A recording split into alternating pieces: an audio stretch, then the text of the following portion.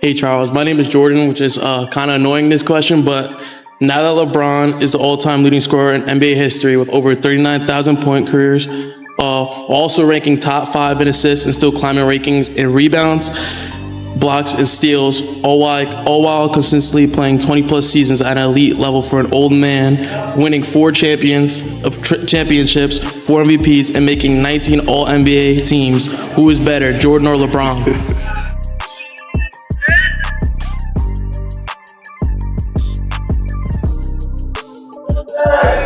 You know, those are some incredible stats.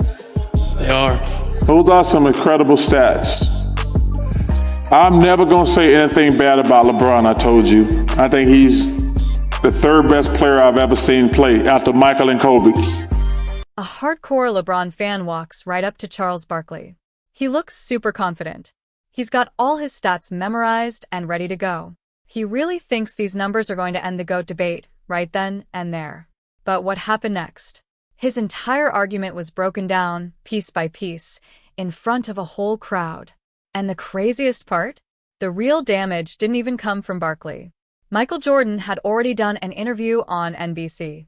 Without even knowing this fan existed, MJ totally crushed every single point the guy tried to make. That's why this is so cold. Jordan wasn't even in the room. He didn't hear the debate. But his words hit way harder than anything said face-to-face. When you hear how MJ views the game and you compare his mindset to today's players, everything just clicks. If you only look at stats to argue for LeBron, that logic falls apart fast, especially to people who actually watched both eras happen in real time. The funniest detail? Barkley was just hosting a normal Q&A when this guy walked up. And the fan's actual name? Jordan 2. Talk about ironic. At the end of the day, it really is just 2 totally different eras. I love LeBron. I'm not going to say anything bad about him. He didn't go to college for 3 years. You have to factor that in also. He had a 3-year head start on Michael. Okay, since you want me that. So, I'm going to just give a couple of things about, if he wanted to do it fair, he would say, well, how many games did Michael Jordan play compared to LeBron? You could see it right away. This fan came ready to fight. He had that lawyer energy, like he was about to drop an argument nobody could beat. He started firing off stats left and right.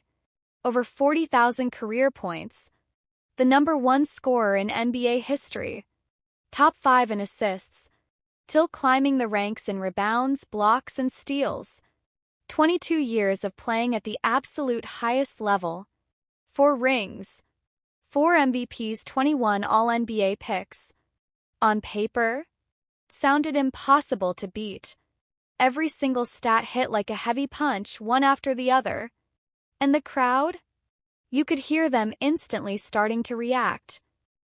And actually, if you look at the numbers, Michael actually had 5,000 more points in his career, same number of games. 5,000, which is 2.5 NBA seasons. But you have to factor in, Michael went to college for 3 years. And if you remember, he broke his foot his first year, and he retired for 2 years. So if Michael went to the NBA 3 years sooner, not missed his rookie year with a broken foot, and not retired for 2 years, he would be the all-time leading scorer. Let's be real. First glance, that resume looks totally untouchable. Trying to argue against the guy with the most points ever, who is also top 5 in assists, feels like walking straight into a trap. And getting picked for All-NBA 21 times over 2 whole decades? That is the kind of consistency you just don't question. The fan finally finished his breakdown. He looked right at Barkley, basically daring him and saying, "Go ahead. Tell me how anyone beats that." But right then, the whole vibe changed. Barkley just paused. He looked at the guy like a teacher dealing with a student who thinks they already know everything. He was getting ready to break it all down, nice and simple. Out already. Can I say one thing? Sure. Barkley just hit him with one simple question. Did you ever actually look at how many shots Michael Jordan took compared to how many LeBron took? I did not. Michael Jordan. They were both. The fan didn't miss a beat. He fired right back, thinking he had the perfect counter. Michael Jordan took way more shots. Well, that was his. The fan tried to brush it off, saying, "Yeah, at the end of the day, it's all about rings and winning. It's just basketball." But Barkley's next move actually surprised everyone in the room. He didn't attack LeBron at all. He gave him his props. He flat out said those numbers are amazing and called LeBron one of the absolute greatest players he's ever seen. But then came the heavy hit. The one major detail that stat-obsessed fans always try to ignore. LeBron jumped into the NBA straight out of high school at just 18 years old. But MJ? He spent 3 years playing college ball at UNC before he ever went pro. That gave LeBron a massive 3 to 4 year head start right out of the gate. Think about it. All those crazy records LeBron holds include thousands of extra points, rebounds, and assists that he piled up while Jordan was still wearing a college uniform. That's when Barkley completely flipped the script. He asked one simple question: if you really want a fair fight, why not compare what they both did in the exact same number of games? Boom. That changes everything. Everything. So And let me tell you something. LeBron, we compare him favorable to Magic Johnson. He's a more of a triple threat than Michael was. I'll agree with that. But let me ask you a question. I want you to be honest with me in your heart. all right. If you had one game and you said, I need to win game 7, would you want LeBron, Michael, or Kobe in one game win all? Let's do the math. When you actually compare them game for game, Jordan scored roughly 5,000 more points than LeBron. 5,000. That is basically 2.5 full NBA seasons of pure scoring. And Barkley wasn't done yet. He reminded everyone about the time Jordan missed. MJ broke his foot early in his career and lost almost a whole season. Then, he straight up walked away from the game for 2 full years to play baseball. Take all that missed time into account and the whole picture looks completely different. Think about it. If Jordan came into the league at 18 just like LeBron, never got hurt and never went to play baseball, he would probably be sitting at the very top of that all-time scoring list right now. What do you think of when you hear the term load management thrown around? It shouldn't be needed, first and foremost. You know, I never wanted to miss a game because it was an opportunity to prove. It was something that I felt like, you know, the fans are there to watch me play. That logic hits hard because it's just so clean. No spin, no excuses. The fan had absolutely zero comeback for it. Because once you factor in those lost seasons, that massive gap LeBron built completely disappears. In fact, it flips right back to MJ. But Barkley was just getting started. Another stat popped up on Inside the NBA that caught even Chuck off guard. And man, this one completely shakes up the whole longevity argument. Listen to this. Jordan had 562 games where he scored 30 points or more. And he did that in just 15 seasons. LeBron? Through 22 seasons, he is sitting at 559. Let that sink in. 7 extra years in the league, and he still hasn't passed MJ in 30-point games. That one stat tells you everything you need to know. The love of the game is clearly still there, but numbers like that just don't lie. I can feel it from you, right? How did that love of the game fuel your career? It was the basis of my career. My love of the game within my contract, which, you know, I'm pretty sure most contracts now, I'm actually positive now, don't have that clause within the contract where You had a clause in your contract. love of the game contract that if I was driving with you down the street and I see a basketball game on the side of the road, I can go play in that basketball game. And if I get hurt, my contract is still guaranteed. I love the game so much that I would never let someone take the opportunity for me to play the game away from me. It might not be in the team's best interest, in your best interest, to play all 82. Is that something you thought about at all since you made the goal? That's a goal. And the very next day, I'm right back at it, ready to go. To go and Playing longer does not mean you dominated more. Let's look at the numbers. Jordan averaged 30.1 points per game, the highest in NBA history. LeBron sits at 27.0. It is elite, but it is clearly lower. Jordan also won 10 scoring titles.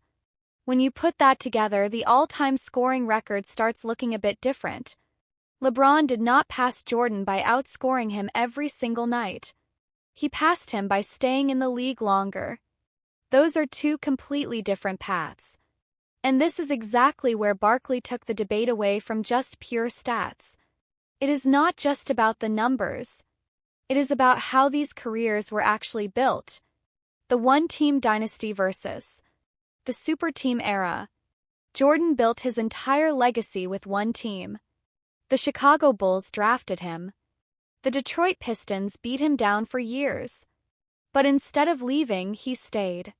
He figured it out, and that hard work turned into a dynasty. 6 championships in 8 years with the same core group. No jumping ship when things got tough. LeBron's path was completely different. After years of struggling to win in Cleveland, he made the decision. He went to Miami to team up with Dwayne Wade and Chris Bosh. That one move changed the whole league. Kicked off the modern super team era where stars team up instead of building from the ground up. When Miami slowed down, he went back to Cleveland and pushed them to trade for Kevin Love. When that got shaky, he moved to LA to play with Anthony Davis. 4 teams, 3 different setups. That is why guys like Barkley and Julius Erving always rank Jordan and Kobe ahead of LeBron. It all comes back to team stacking. People always rush to bring up Scottie Pippen. But they miss the biggest point. Jordan did not go recruit Pippen in free agency. The Bulls drafted him. The Game 7 question. After going back and forth, someone hit the fan with the ultimate question. Forget the stats for a second. One game. Everything on the line. Game 7. Who are you taking, LeBron, Jordan, or Kobe? The fan did not even hesitate. He said LeBron. But here is the crazy part. That answer actually hurts LeBron's case. Why? 'Cause Michael Jordan never even needed a Game 7 in the finals. 6 trips. 6 rings. 0 Game 7s. He closed out every single series before it ever got to that point. In 1993, he averaged 41 points for the whole series. That is not hype. That is real. LeBron's finals record tells a different story. 10 trips is amazing. But 6 of those ended in losses. A 4-6 record means he lost more than he won on the biggest stage. The mentality gap. Then something huge happened. NBC brought back NBA coverage and Jordan showed up to speak. He almost never talks publicly anymore. So when he speaks, people listen. They asked him about load management, and Jordan hated it. He thought about the fans sitting way up high, saving their hard-earned money just to see one game. If you are healthy, you play, he said. No excuses. No sitting out just to rest. He even had a love of the game clause in his contract. It meant he could play basketball anywhere, anytime. Even a random street game. And his millions were still guaranteed. That is pure passion. The stats back it up. Jordan played all 82 games in a season 9 different times. LeBron has only done it once. Even at age 40, playing for the Wizards, Jordan played every single game and averaged 37 minutes a night. A 40-year-old doing that? That is a totally different mindset. And then there is that famous LeBron quote after a finals loss. It's just basketball at the end of the day. Could you ever imagine Michael Jordan or Kobe Bryant saying that? Never. To them, it was everything. The final breakdown. When you line it all up, the gap starts looking real clear. Championships, Jordan 6, LeBron 4. MVPs, Jordan 5 in way fewer seasons, LeBron 4. Finals MVPs, Jordan went 6-4-6. LeBron has 4. Scoring titles, Jordan 10. LeBron 1. All-defensive first team, Jordan 9. LeBron 5. Add it all up. In just 13 full seasons, Jordan took over the world. Here is a wild fact. If you combine the entire careers of LeBron and Kevin Durant, almost 40 seasons, they still do not match Jordan's total rings, MVPs, scoring titles, or defensive honors. Even today's players know it. In a 2024 poll, active NBA players were asked who the GOAT is. Jordan won with almost 46%. LeBron got 42%. The guys playing right now still pick the guy who retired over 20 years ago. The verdict? That superfan thought his stats closed the case. But Barkley and Jordan proved that greatness is not just about stacking numbers over time. It is about dominating your era. It is about winning when everything is on the line. Jordan's career answers every argument before it even starts. And that might be the most brutal part of all.